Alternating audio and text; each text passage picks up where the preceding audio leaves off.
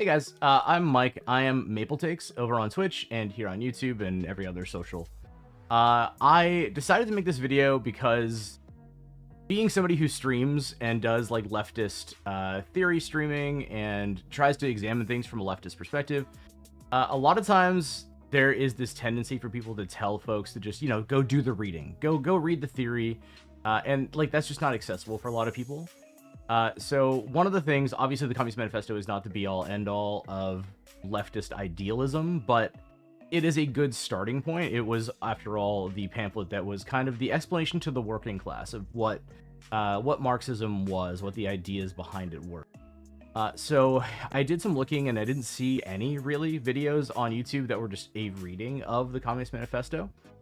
So I figured this would be a good starting point, something accessible people can throw on in the background if they are looking to learn, looking to kind of dip their toes into leftist theory. So yeah, this will be that. It'll be broken up into 4 parts, this intro plus the first chapter, and then there will be a subsequent video for each of the chapters, just set together in a playlist for your perusal. All right, well, thank you so much for watching. Like, subscribe, do all the things, and yeah, I hope you enjoy it. A specter is haunting Europe. The specter of communism. All the powers of old Europe have entered into a holy alliance to exorcise this specter.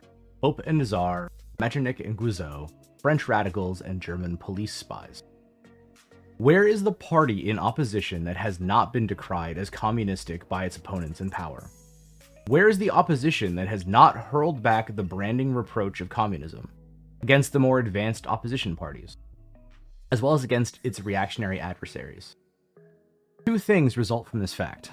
1, communism is already acknowledged by all European powers to be itself a power. And 2, it is high time that communists should openly, in the face of the whole world, publish their views, their aims, their tendencies, and meet this nursery tale of the specter of communism with a manifesto of the party itself. To this end, communists of various nationalities have assembled in London and sketched the following manifesto, to be published in the English, French, German, Italian, Flemish, and Danish languages.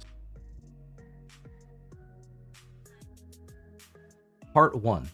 Bourgeois and Proletarian. The history of all hitherto existing societies is the history of class struggles. Freeman and slave, patrician and plebeian, lord and serf, guildmaster and journeyman. In a word, oppressor and oppressed, stood in constant opposition to one another, carried on an uninterrupted, now hidden, now open fight, a fight that each time ended either in a revolutionary reconstitution of society at large, or in the common ruin of the contending classes. In the earlier epochs of history, we find almost everywhere a complicated arrangement of society into various orders, a manifold gradation of social rank. In ancient Rome, we have the patricians, knights, plebeians, slaves. In the Middle Ages, feudal lords, vassals, guildmasters, journeymen, apprentices, serfs. And in almost all of these classes, again, subordinate gradations. The modern bourgeois society that has sprouted from the ruins of feudal society has not done away with class antagonism. It has but established new classes, new conditions of oppression, new forms of struggle in place of the old ones. Our epoch, the epoch of the bourgeoisie, possesses, however, this distinctive feature. It has simplified the class antagonism. Society as a whole is more and more splitting up into 2 great hostile camps, into 2 great classes, directly facing each other, the bourgeoisie and the proletariat.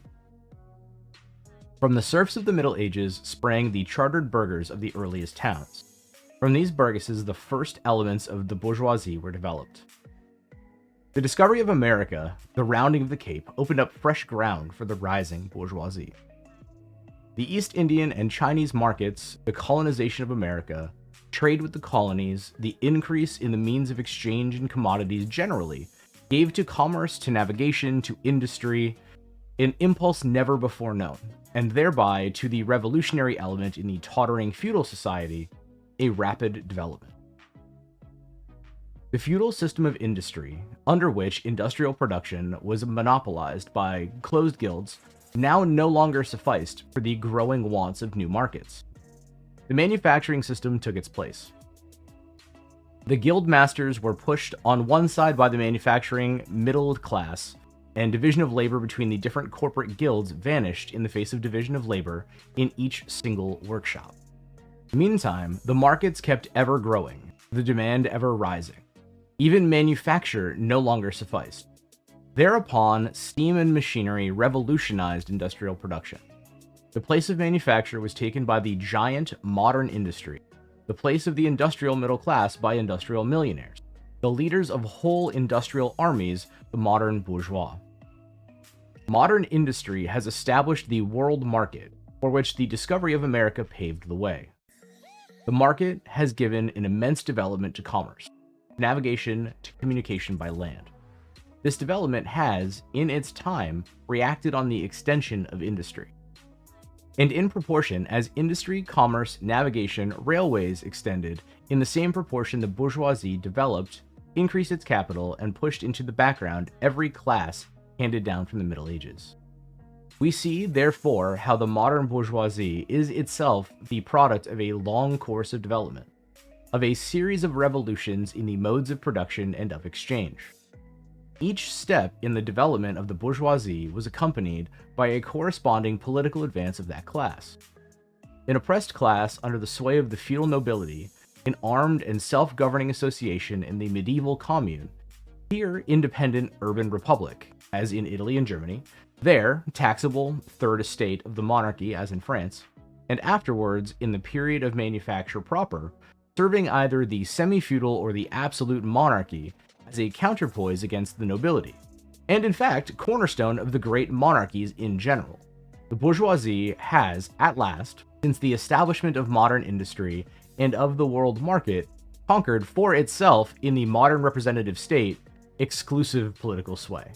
The executive of the modern state is but a committee for managing the common affairs of the whole bourgeoisie.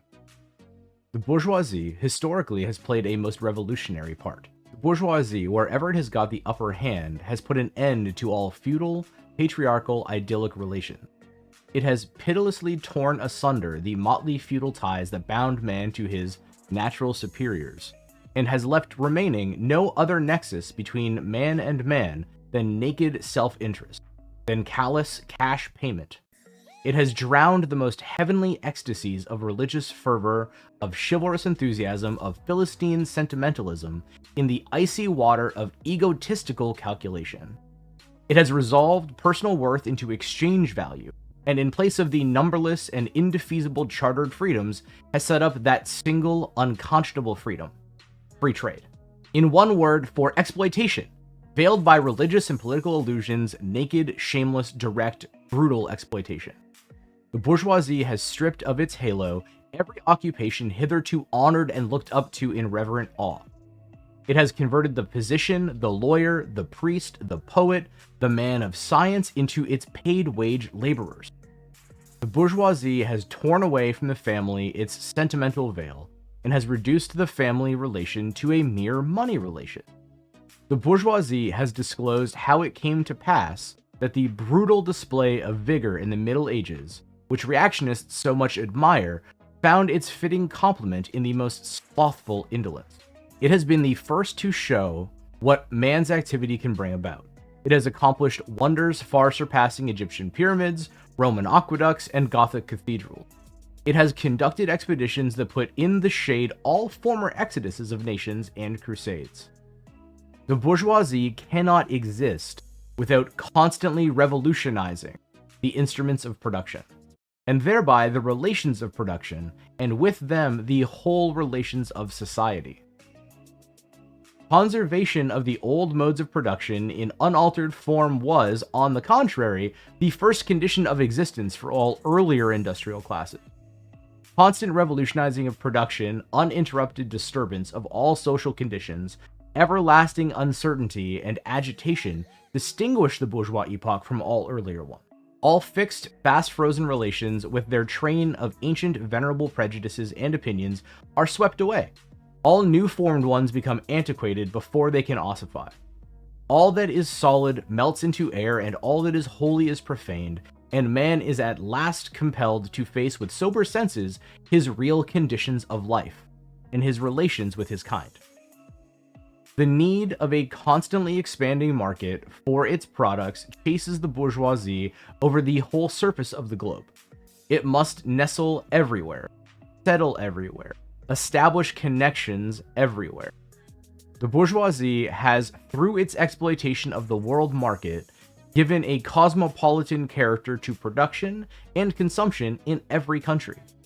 To the great chagrin of reactionists, it has drawn from under the feet of industry the national ground on which it stood. All old established national industries have been destroyed or are daily being destroyed. They are dislodged by new industries whose introduction becomes a life and death question for all civilized nations.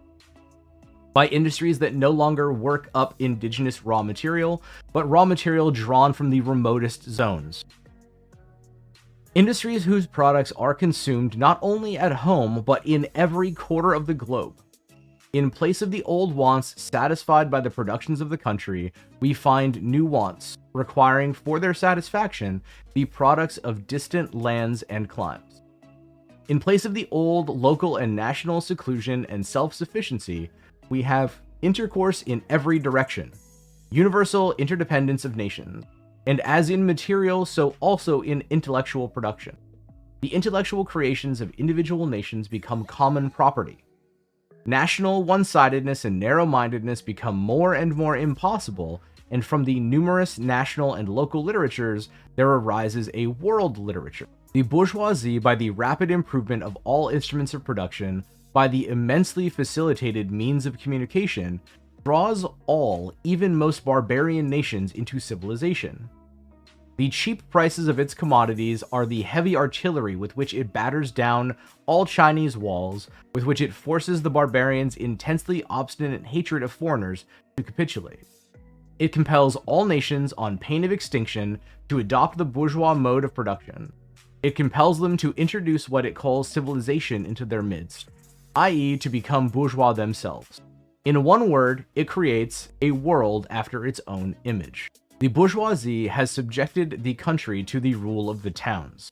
It has created enormous cities, has greatly increased the urban population as compared with the rural, and has thus rescued a considerable part of the population from the idiocy of rural life. Just as it has made the country dependent on the towns, so it has made barbarian and semi-barbarian countries dependent on the civilized one.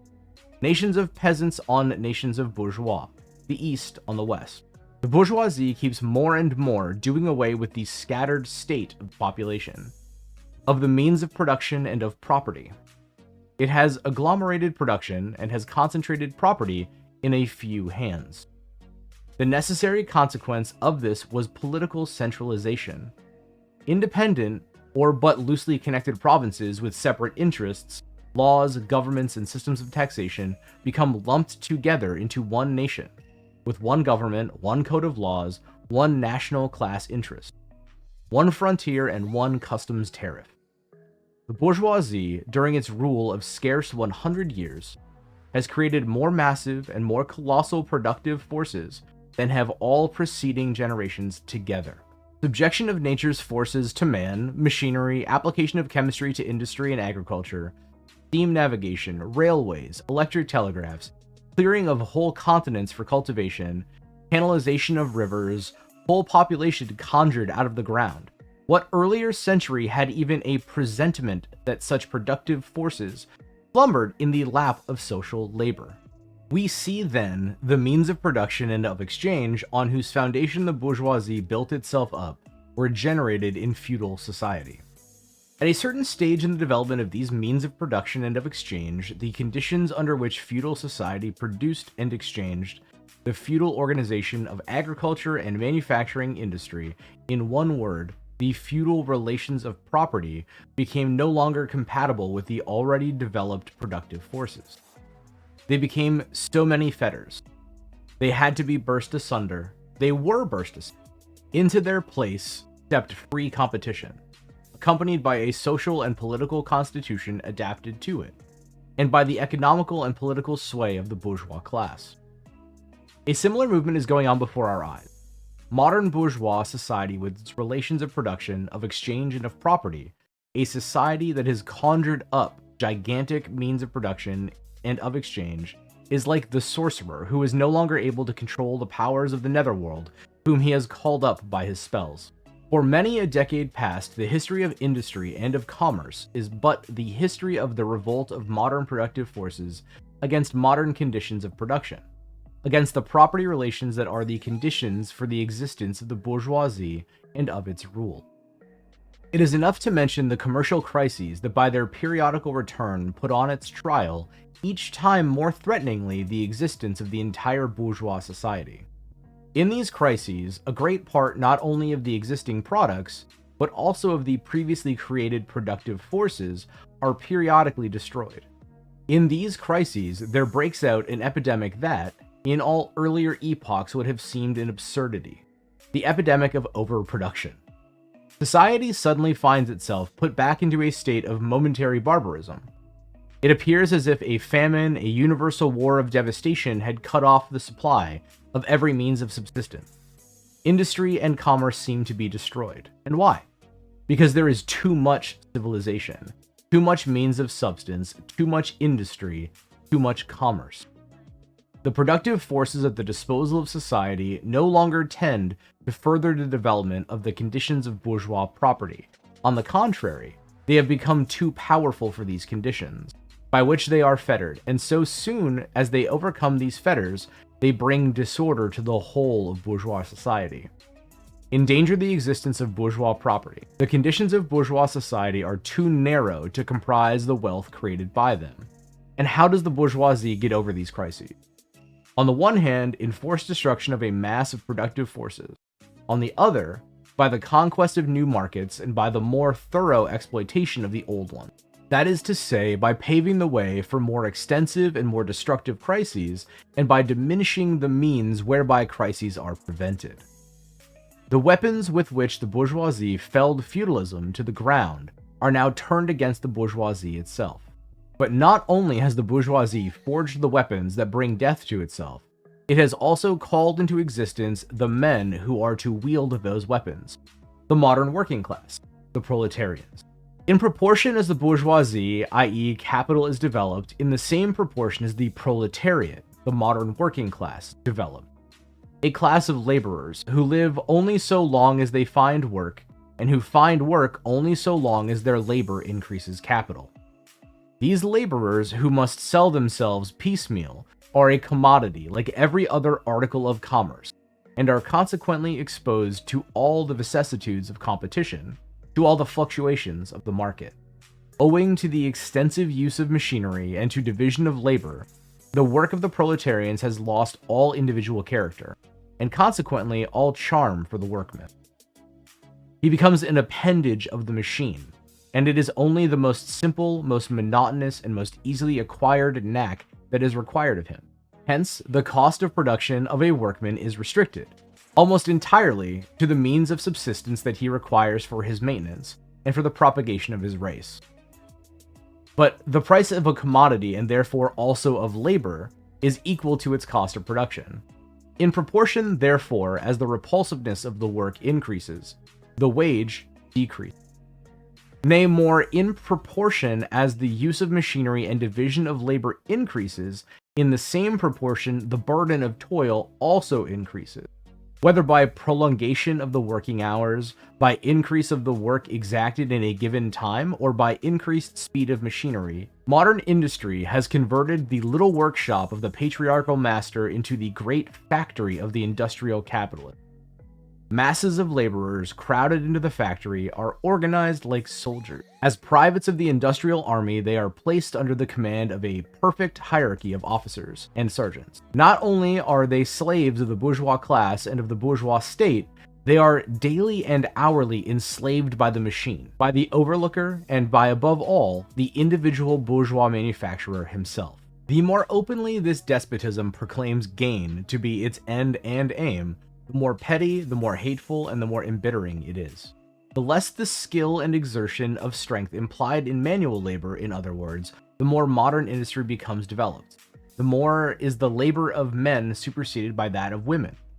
Differences of age and sex have no longer any distinctive social validity for the working class. All are instruments of labor, more or less expensive to use according to their age and sex. No sooner is the exploitation of the laborer by the manufacturer so far at an end that he receives his wages in cash, and then he is set upon by the other portions of the bourgeoisie, the landlord, the shopkeeper, the pawnbroker, etc. The lower strata of the middle class, the small tradespeople, shopkeepers, retired tradesmen, generally the handicraftsmen and peasants, all these sink gradually into the proletariat, partly because their diminutive capital does not suffice for the scale on which modern industry is carried, and is swamped in the competition with the large capitalists, partly because their specialized skill is rendered worthless by the new methods of production. Thus, the proletariat is recruited from all classes of the population. The proletariat goes through various stages of development. With its birth begins its struggle with the bourgeoisie. At first, the contest is carried on by individual laborers, then by the workpeople of a factory, then by the operatives of one trade in one locality against the individual bourgeois who directly exploits them. They direct their attacks not against the bourgeois conditions of production, but against the instruments of production themselves. They destroy imported wares that compete with their labor, they smash to pieces machinery, they set factories ablaze, they seek to restore by force the vanished status of the workmen of the Middle Ages. At this stage, the laborers still form an incoherent mass scattered over the whole country, broken up by their mutual competition. If anywhere they unite to form more compact bodies, this is not yet the consequence of their own active union, but of the union of the bourgeoisie, which class, in order to attain its own political ends, is compelled to set the whole proletariat in motion, and is moreover yet, for a time, able to do so. At this stage, therefore, the proletarians do not fight their enemies, but the enemies of their enemy, the remnants of absolute monarchy, the landowners, the non-industrial bourgeois, the petty bourgeoisie. Thus, the whole historical movement is concentrated in the hands of the bourgeoisie.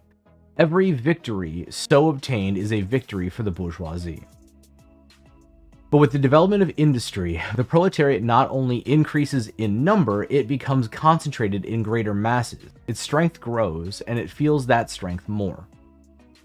The various interests and conditions of life within the ranks of the proletariat are more and more equalized, in proportion as machinery obliterates all distinctions of labor, and nearly everywhere reduces wages to the same low level. The growing competition among the bourgeois and the resulting commercial crises make the wages of the workers ever more fluctuating. The unceasing improvement of machinery, ever more rapidly developing, makes their livelihood more and more precarious.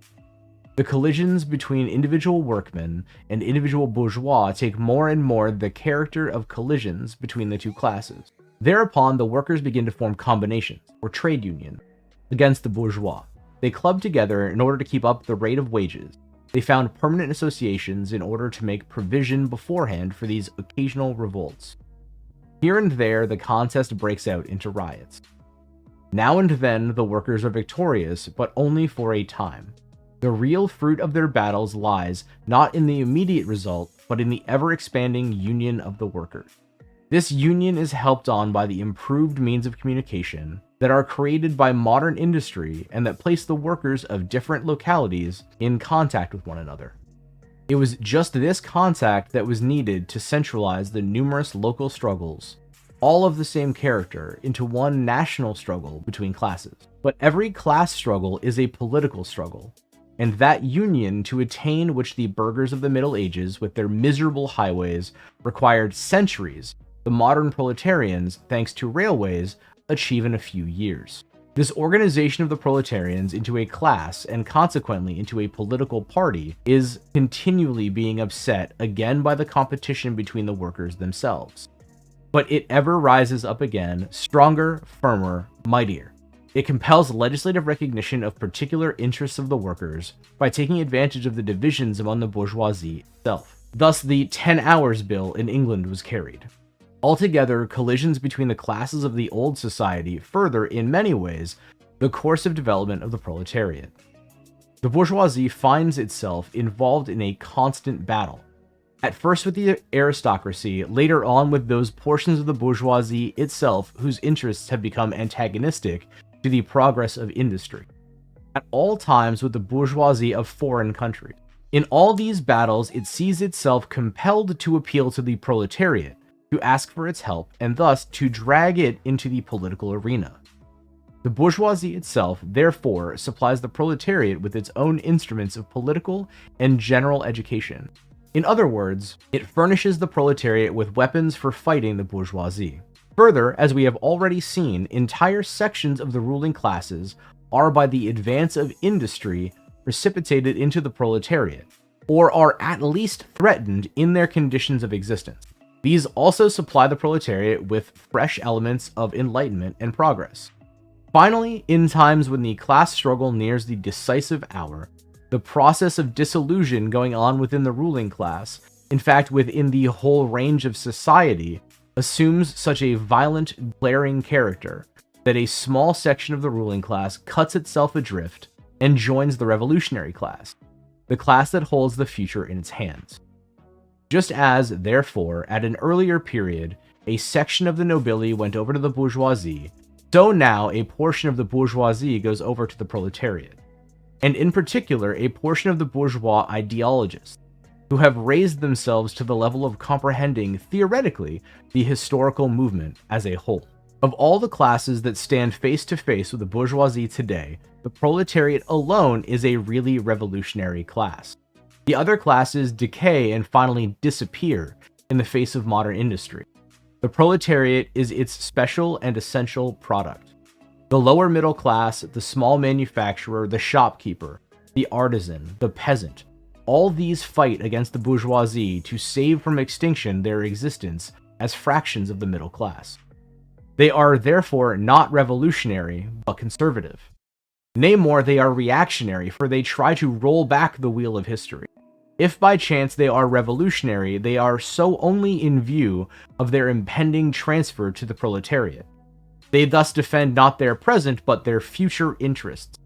They desert their own standpoint to place themselves at that of the proletariat.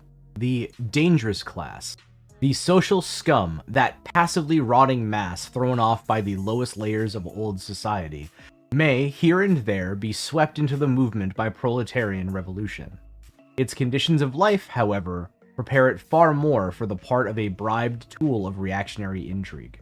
In the conditions of the proletariat, those of old society at large are already virtually swamped. The proletarian is without property. His relation to his wife and children has no longer anything in common with the bourgeois family relation. Modern industrial labor, modern subjection to capital, the same in England as in France, in America as in Germany, has stripped him of every trace of national character. Law, morality, religion are to him so many bourgeois prejudices, behind which lurk in ambush just as many bourgeois interests. All the preceding classes that got the upper hand thought to fortify their already acquired status by subjecting society at large to their conditions of appropriation. The proletarians cannot become masters of the productive forces of society except by abolishing their own previous mode of appropriation, and thereby also every other previous mode of appropriation. They have nothing of their own to secure and to fortify.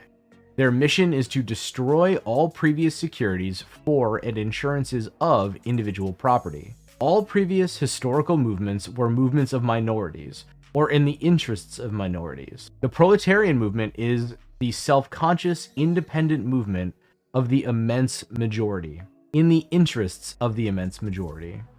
The proletariat, the lowest stratum of our present society, cannot stir, cannot raise itself up without the whole superincumbent strata of official society being sprung into the air. Though not in substance, yet in form, the struggle of the proletariat with the bourgeoisie is at first a national struggle. The proletariat of each country must, of course, first of all, settle its matters with its own bourgeoisie. In depicting the most general phases of the development of the proletariat, we traced the more or less veiled civil war raging within existing society up to the point where that war breaks out into open revolution, and where the violent overthrow of the bourgeoisie lays the foundation for the sway of the proletariat. Hitherto, every form of society has been based, as we have already seen, on the antagonism of oppressing and oppressed classes. But in order to oppress a class, certain conditions must be assured to it under which it can at least continue its slavish existence. The serf, in the period of serfdom, raised himself to membership in the commune, just as the petty bourgeois under the yoke of feudal absolutism managed to develop into a bourgeois. The modern laborer, on the contrary, instead of rising with the progress of industry, sinks deeper and deeper below the conditions of existence of his own class.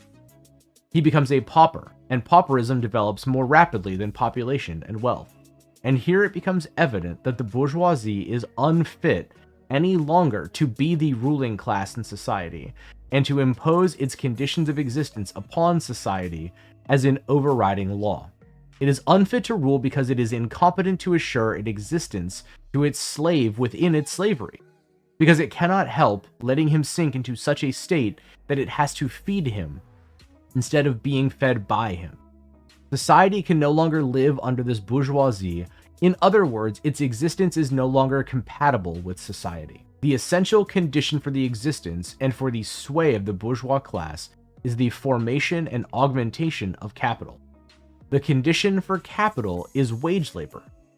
Wage labor rests exclusively on competition between the laborers.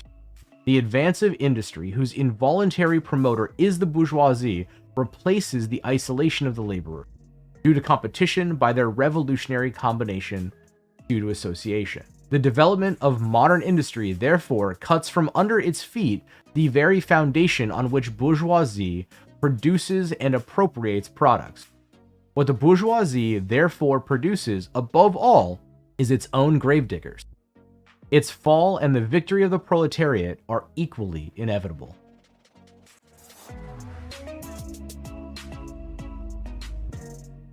Hey all, that's it for part 1. If you made it this far, thank you. Part 2 should be following shortly, expanding on and exploring the relationship between the communists and the proletarians. While this video is meant to be just a reading of the text, I intend to add some analysis to the playlist later on. So if you have any questions you want answered, or if any of the text that we just went through was particularly hard to digest, be sure to leave a comment below and I'll address it in that video. For now, thank you so much for listening to the first part of the Communist Manifesto. Please do like, subscribe, do all of the things, and we'll see you in the next video. Thanks a lot.